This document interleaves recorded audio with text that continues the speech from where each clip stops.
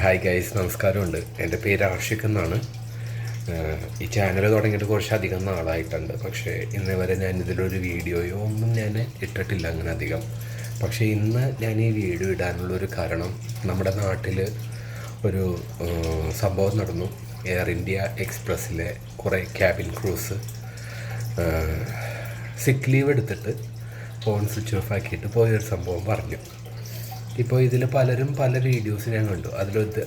ഒരു വ്യക്തി, ഞാൻ ആളെ പറയാനായിട്ട് ഉദ്ദേശിക്കുന്നില്ല, ആൾ പറഞ്ഞു എയർ ഇന്ത്യയിൽ ടിക്കറ്റ് എടുക്കണം, എയർ ഇന്ത്യയിൽ തന്നെ പോകണം, എന്നിട്ട് ക്യാബിൻ ക്രൂ മെമ്പേഴ്സ് 4 പേരുണ്ടാകും.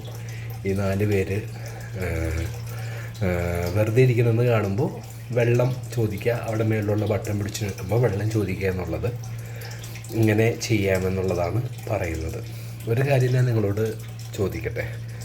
ഞാൻ ഇപ്പോൾ ഒരു കമ്പനിയിൽ ജോലി ചെയ്യുകയാണ്. ഇവിടെ കമ്പനിയിൽ ഒരു ടിക്കറ്റിംഗ് സ്റ്റാഫായിട്ടാണ് ഞാൻ ജോലി ചെയ്യുന്നത്. നമ്മുടെ വർക്കേഴ്സിന് ടിക്കറ്റ് എടുത്ത് കൊടുക്കുക, ആ നാട്ടിലേക്ക് പോകുന്നതും തിരിച്ചു വരുന്നതുമായിട്ടുള്ള ടിക്കറ്റുകളൊക്കെയാണ് ചെയ്യുന്നത്. നാട്ടിലും അത്യാവശ്യം ചെറിയ രീതിയിൽ ടിക്കറ്റ് എടുത്ത് കൊടുക്കുന്നത് നമുക്ക് വളരെ വേണ്ടപ്പെട്ടവർക്ക് വേണ്ടി. അപ്പോൾ ഞാനൊരു കാര്യം നിങ്ങളോട് പറയുന്നത് എന്താണെന്ന് വെച്ചാൽ, നമ്മളെല്ലാവരും, ഇൻക്ലൂഡിങ് ഞാനാണെങ്കിൽ പോലും, നമ്മൾ ഏതൊരു രാജ്യത്തേക്കോ ഏതൊരു സ്ഥലത്തേക്കോ നമ്മൾ പോകുമ്പോൾ നമ്മൾ ഫസ്റ്റ് നോക്കുന്നത് ഫ്ലൈറ്റ് ഏതാണെന്നല്ല, ഏറ്റവും കുറഞ്ഞ റേറ്റിൽ ഏതാണ് ടിക്കറ്റ് കിട്ടുന്നത് എന്നുള്ളതാണ് ഫസ്റ്റ് നോക്കുന്നത്, അല്ലേ? അതുകൊണ്ട് മാത്രമല്ലേ എയർ ഇന്ത്യ എക്സ്പ്രസ് എന്ന് പറയുന്ന ഈ ഒരു ഫ്ലൈറ്റ് കുറഞ്ഞ റേറ്റിൽ നിങ്ങൾക്ക് ടിക്കറ്റ് നൽകുന്നത് കൊണ്ടാണ് നിങ്ങൾ ആ ടിക്കറ്റ് എടുത്തത്. ഇവിടെ ഞാൻ ആരെയും കുറ്റപ്പെടുത്തിയല്ല പറയുന്നത്, പക്ഷേ നിങ്ങൾ നാളെ ഈ ഒരു മിസ്റ്റേക്ക് ചെയ്യാതിരിക്കാൻ വേണ്ടിയിട്ടാണ്. ഇതിൽ കുറേ പ്രവാസികളുടെ ജീവിതം വഴിമുട്ടിയ ഒരു സന്ദർഭം വന്നിരിക്കുകയാണ്. നിങ്ങളോട് എല്ലാ റെസ്പെക്റ്റോടു കൂടിയാണ് ഞാനിപ്പോൾ ഇത് പറയുന്നത്. നിങ്ങൾക്ക് വർഷങ്ങളായിട്ട് എക്സ്പീരിയൻസ് ഉണ്ട്. ഞാനിപ്പോൾ ഇവിടെ ഒരു 2-3 മാസമായിട്ടുള്ളൂ. ഞാൻ സൗദിയിൽ നിന്നാണിപ്പോൾ സംസാരിക്കുന്നത്. അപ്പോൾ നമ്മൾ ചെയ്യുന്നത് എങ്ങനെയാണെന്ന് വെച്ചാൽ, ഇപ്പോൾ എനിക്ക് മെയിനായിട്ടും ഇന്ത്യ, ഇന്തോനേഷ്യ, ഉഗാണ്ട, കെനിയ, അങ്ങനെ പല സ്ഥലങ്ങളിൽ നിന്നുള്ള സ്റ്റാഫുകളുടെ ടിക്കറ്റ് എടുക്കേണ്ടി വരും. അപ്പോൾ അതിൽ സൗദിയിലെ കാര്യം നിങ്ങൾ പലർക്കും അറിയാം. അതായത് റീ എൻട്രി വിസ ഉണ്ടാവണം. അപ്പോൾ ഈ റീ എൻട്രി വിസ നമ്മൾ ടിക്കറ്റ് റേറ്റൊക്കെ നോക്കുമ്പോൾ നമുക്ക് കമ്പനി ഏകദേശം ഒരു 3-4 ആഴ്ച മുന്നെയാണ് ടിക്കറ്റ് എടുക്കാൻ പറയുന്നത്. അപ്പോൾ നമ്മളൊന്ന് റേറ്റ് നോക്കും. റേറ്റ് നോക്കിയിട്ട് അതിൽ ഏറ്റവും കുറഞ്ഞത് ഏത് ദിവസമാണ് എന്നുള്ളത് നോക്കും. അപ്പോൾ പരമാവധി നമ്മൾ ഡേറ്റ് എടുക്കുന്ന സമയങ്ങളിൽ നമ്മൾ എന്താണ് ചെയ്യുന്നതെന്ന് വെച്ചാൽ, നമ്മൾ കുറച്ച് മുന്നേ ടിക്കറ്റ് എടുക്കും. റേറ്റും കമ്പാരിറ്റീവ്ലി കുറഞ്ഞതും, എന്നാൽ ഒരു പ്രശ്നവും ഇല്ലാതിരിക്കാൻ, ഇൻ കേസ് എന്തെങ്കിലും ഒരു പ്രശ്നം പറ്റിയാൽ നമുക്ക് വേറൊരു ടിക്കറ്റ് എടുക്കാനായിട്ട്. കാരണം ഈ റീ എൻട്രി വിസ വീണ്ടും അപ്ലൈ ചെയ്യണതിന് ഏകദേശം ഒരു 100 റിയാൽ എക്സ്പെൻസ് വരുന്നുണ്ട്. അത് അവോയ്ഡ് ചെയ്യാൻ വേണ്ടിയിട്ടാണ്. എന്നാലും ഫ്ലൈറ്റുകൾ മിസ്സാക്കലും അതൊക്കെ, പ്രത്യേകിച്ച് നമ്മുടെ ഇന്ത്യയിൽ നിന്നുള്ളവരും കൂടുതലാണ്, കേരളത്തിൽ നിന്ന് പ്രത്യേകിച്ചും നമ്മുടെ ഡ്രൈവർമാരിൽ. അപ്പോൾ ഇപ്പം ഞാൻ പറഞ്ഞു വരുന്നത്, എയർ ഇന്ത്യ എന്ന് പറയുന്നൊരു കമ്പനി, അതിനെക്കുറിച്ച് പറയുകയാണെങ്കിൽ, നമ്മുടെ ഭാരതം, ഇന്ത്യ എന്ന് പറയുന്ന രാജ്യത്ത് ഇപ്പോൾ സത്യം പറഞ്ഞാൽ ഗവൺമെൻറ് റൺ ചെയ്യുന്ന കമ്പനികളുടെ എണ്ണം കുറഞ്ഞിരിക്കുന്ന ഒരു കാലഘട്ടമാണ്. ഉദാഹരണത്തിന് നമ്മുടെ നാട്ടിലുള്ളവരോട് ചോദിക്കുകയാണ്.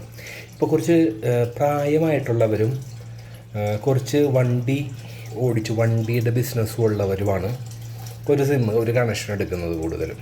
അത് പേരാണ് BSNL. അത് എങ്ങനെയാണ് കാണിച്ച് കൂട്ടിയത്? അതിൽ ഏറ്റവും നല്ല പ്ലാനുകളുണ്ട്. ഇൻ്റർനെറ്റിൻ്റെ സ്പീഡ് കുറച്ച് കുറവാണെന്നേ ഉള്ളൂ. പക്ഷേ അത് വേണ്ട പോലെ പ്രൊമോട്ട് ചെയ്യുന്നില്ല ഗവൺമെൻറ്റിൻ്റെ ഭാഗത്ത് നിന്ന് പോലും. ശരിയല്ലേ? എന്ന് പറഞ്ഞ പോലെ ഏറ്റവും മോശമായിട്ട് നടത്തിയിരുന്ന ഒരു സെക്ടറായിരുന്നു, ഒരു കമ്പനിയായിരുന്നു എയർ ഇന്ത്യ എന്നുള്ളത്. അതിൽ നിന്ന് അധികം പ്രോഫിറ്റൊന്നും ഇല്ലാതെ വന്നപ്പോൾ, ഞാനൊരു പൊളിറ്റിക്കൽ പാർട്ടീനെ മോശമായിട്ട് പറയുന്നതല്ല, ഒരു പൊളിറ്റിക്സിനോട് തീരെ താല്പര്യമില്ലാത്തൊരു വ്യക്തിയായതുകൊണ്ട്, അത്ര അധികം താല്പര്യമൊന്നുമില്ല, അതുകൊണ്ട് പല കമ്പനികളും വിറ്റിട്ടുണ്ട്. അതിൻ്റെ ഭാഗമായിട്ട് പലരും ഈ എയർ ഇന്ത്യയും അവർ വിറ്റു. അതെടുത്ത ടീം നല്ലൊരു ടീമാണ്, നിങ്ങൾക്ക് എക്സ്പീരിയൻസ് ഉണ്ട്. ഇപ്പോൾ ഏറ്റവും നല്ല വണ്ടിയാണെങ്കിലും നമ്മുടെ കയ്യിൽ നമ്മളൊരു 100 രൂപ മുടക്കിയാൽ അതിന് അറ്റ്ലീസ്റ്റ് ഒരു 99 രൂപയുടെ മൂല്യമെങ്കിലും തരാൻ നോക്കുന്ന ഒരു വ്യക്തിയാണ്, ഒരു പ്രസ്ഥാനമാണ് ഇപ്പോൾ എയർ ഇന്ത്യ എടുത്തേക്കുന്നത് അല്ലേ. അപ്പോൾ അമ്മച്ചിമാർക്ക്, അതായത് ക്യാബിൻ ക്രൂസ്, മറ്റുള്ള ഫ്ലൈറ്റുകളുടെ ഇത് നോക്കുകയാണെങ്കിൽ നിങ്ങൾക്കത് മനസ്സിലാവും. മറ്റുള്ള ഫ്ലൈറ്റുകളിൽ പ്രവാസികൾ കൂടുതൽ യാത്ര ചെയ്യുമ്പോൾ മറ്റുള്ള ഫ്ലൈറ്റിൽ എങ്ങനെയാണ് ആളുകൾ നിൽക്കുന്നത്, അതായത് ക്യാബിൻ ക്രൂസ് എങ്ങനെയാണ് നിൽക്കുന്നത് എന്നുള്ളത് നിങ്ങൾക്ക് കറക്റ്റായിട്ട് മനസ്സിലാവും ഇല്ലേ, എയർ ഇന്ത്യ എങ്ങനെയാണ്. അപ്പോൾ അതൊരു റീവാമ്പ് ചെയ്യേണ്ട സമയം അതിക്രമിച്ചു. ഇത് കൂടാതെ വേറൊരു കാര്യം കൂടെ പറയാനുണ്ട്. വിസ്താര എന്ന് പറയുന്നൊരു ഫ്ലൈറ്റ് കമ്പനി എയർലൈൻസ് ഉണ്ട്.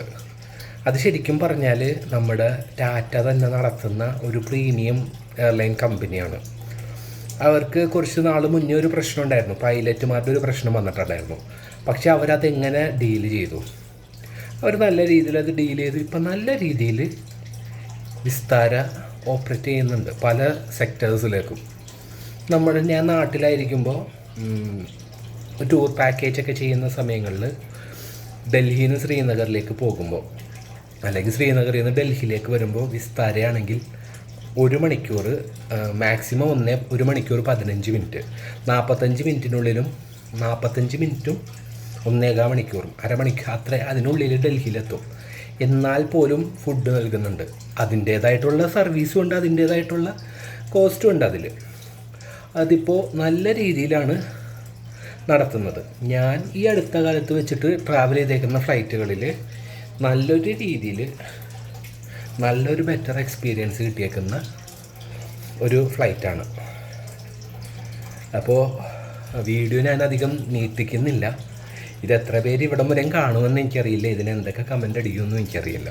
ബട്ട് നമ്മൾ പറയുന്നത് എന്താണെന്ന് വെച്ചാൽ, പ്രവാസികളാണ് നമ്മുടെ ഈ നാടിനെ, അതായത് കേരളം എന്ന് പറയുന്ന നാട് അല്ലെങ്കിൽ ഇന്ത്യ എന്ന് പറഞ്ഞ രാജ്യത്തിന് കുറച്ചെങ്കിലും നല്ല രീതിയിൽ ഒരു റവന്യൂ ജനറേഷൻ അല്ലെങ്കിൽ പുറത്തു പോയി ഒരു നല്ല ജീവിതം ഉണ്ടാകും, നല്ലൊരു വരുമാനം ഉണ്ടാകുമെന്ന് കാണിച്ചു വന്നത്.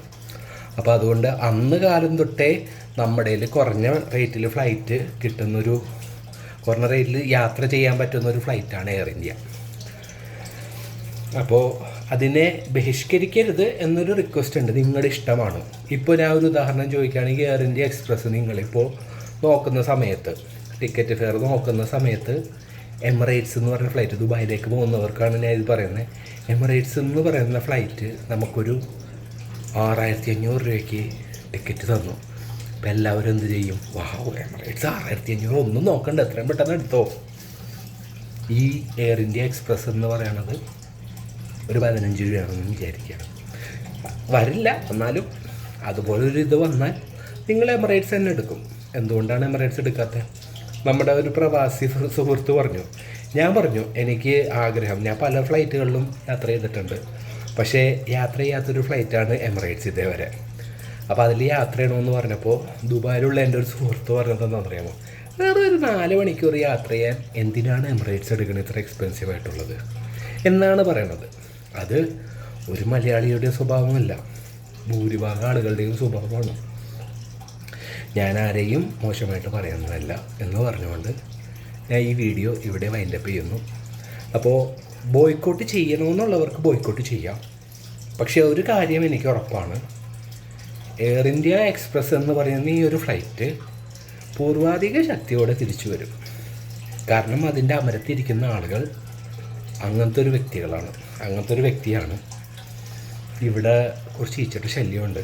അപ്പോൾ എന്തെങ്കിലും ടിപ്പുണ്ടെങ്കിൽ പറയാം, ഓക്കെ എന്ന് പറഞ്ഞുകൊണ്ട് ഈ വീഡിയോ ഞാൻ വൈൻഡപ്പ് ചെയ്യുന്നു. ബൈ. അപ്പോൾ യാരി ടൂർസ് ആൻഡ് ട്രാവൽസ് എന്ന് പറയുന്ന യൂട്യൂബ് ചാനൽ ആദ്യമായിട്ടാണ് കാണണമെങ്കിൽ, തെറ്റുകൾ എന്തെങ്കിലും ഉണ്ടെങ്കിൽ അതൊന്ന് പറയാ, പൊങ്കാലിടരുത് എന്ന് അപേക്ഷിച്ചുകൊണ്ട് നിർത്താണ്. Okay, by.